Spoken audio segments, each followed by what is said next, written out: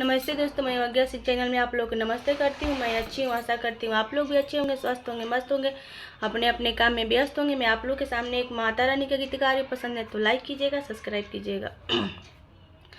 जमनी बोलिया मैया जो दिया में बोललू हो कि बुहेरे बोलिया ना मैया हमारा घरवा बोला तू हो कि उहेरे बोलिया ना।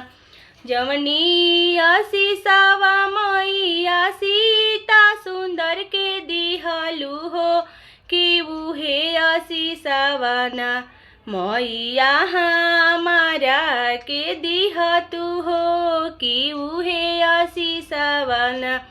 जवनी ही बोलिया मैया जो दिया में बोललू हो कि उहेरे बोलिया ना मैया हमारा घरवा बोला तू हो कि उहेरे बोलिया ना। जवनी ही पुत्र मैया रामचंद्र के दिहलू हो कि उहे पुत्र ना मैया हमारा के दिह तू हो कि उहेरे पुत्र न।